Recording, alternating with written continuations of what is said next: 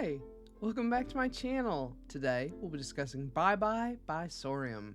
Before we get started, there will be spoilers, so if you don't want to be spoiling this manhwa, go ahead and click off now. No worries, I'll catch you next time. For those of you left behind, let's go over some content warnings. There may be references to death, suicidal ideation, survivor's guilt, car accidents, male pregnancy, miscarriage, blood, sexual harassment, depression, sexism, mentions of cheating, not between the main characters, exploitation, slut-shaming, self-deprecation, obsession, non-consenting porn, also not between the main characters, implied gang activity, implied murder, victim blaming, blackmail and or sextortion, violence, and excessive drinking, as these things do appear in the manhwa. But if that's all good with you, let's go and get started.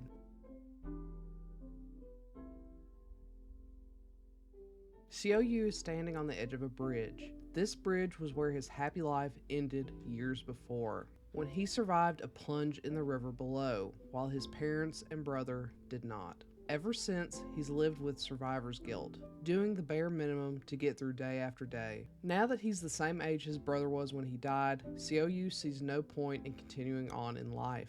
Just as he's about to climb over the guardrail, a car comes flying up, crashing into it. Xiaoyu rushes over to help the driver, only to find a perfectly fine young man. As it turns out, he wasn't supposed to drive the car yet. Fearing his brother's reaction, he begs Xiaoyu to help him lie and get out of any trouble in exchange for a nice chunk of change. Though only a few moments before, Xiaoyu was ready to move on from life, but his determination has waned and he's agreed to meet the young man's brother. Xiaoyu doesn't expect to meet a very dominant alpha, and a hot one at that. There's no way this guy would ever be attracted to a recessive omega like him, but that doesn't stop Xiaoyu from imagining it. How surprising it is when those dreams come true and he's actively pursued by the hot alpha Sunghoon Choi. But is he deserving of such love from someone like Sunghoon?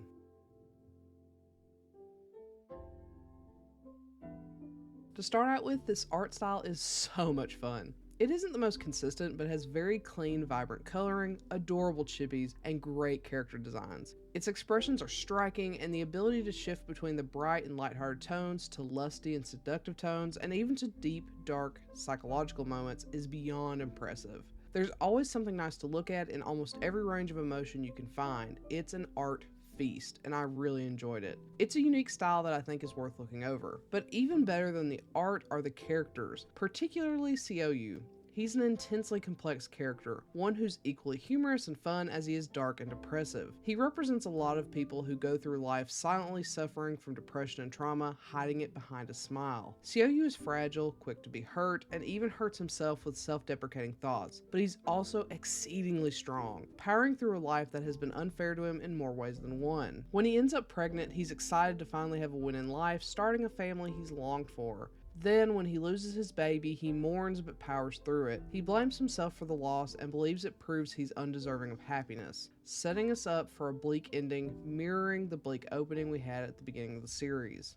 This takes me to another thing I love about this series. It's cyclical. I adore cyclical narratives where the beginning is mirrored in the end. The beginning shows Xiaoyu about to take his life in the same place where he lost his family. He's stopped by a car crashing into the guardrail. After losing his baby, we see him back on that bridge. He tosses his child's shoes off the side of the bridge, saying goodbye to the child and his family, calling back to the title, Bye Bye. But unlike before, where the moment on the bridge symbolized him giving up on life, this moment symbolizes his resolve to continue on and enjoy his life for those who can't, and in hopes that someday he'd get to see them on the other side. It's followed by Sunghoon crashing into the guardrail, afraid Xiaoyu is going to kill himself, only to find he was finding peace there instead. It's a beautiful shift in symbolism and one I think about often. Goodbyes are sad, but it can also be a moment of freedom, which we see Xiaoyu finally get for himself. Thankfully, we do get to see Xiaoyu pregnant once again and happy and in love with Sunghoon. However, as much as I love seeing Xiaoyu happy, healthy, and pregnant, I was so sad that we didn't get to see his baby. I'm so greedy when it comes to my Omegaverse, so when there's impreg involved, I want a baby reveal. Unfortunately, we don't get it in this series. I'm not too terribly upset about it since I like the overall story and character growth, but if a baby reveal is vital for you to enjoy Omegaverse, this might disappoint you. What did disappoint me was the quality of this localization. There are a lot of confusing lines and typos, which is really unfortunate, especially because the story is so good.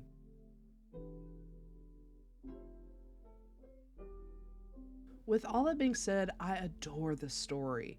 This is most certainly a favorite, and I can't recommend it enough. It's dark, funny, smutty, terribly sad, but also so uplifting. You will feel all the things, and it's so great. This does have impreg with no payoff, but that's hardly a detractor to this amazing story. I highly, highly recommend this series if you love a Megaverse. It's one of the best I've read in a while. So, have you read Bye Bye? If so, what do you think? Do you agree with my assessment? Do you not? Let me know in comment below. Otherwise, I'll catch you next time. Bye!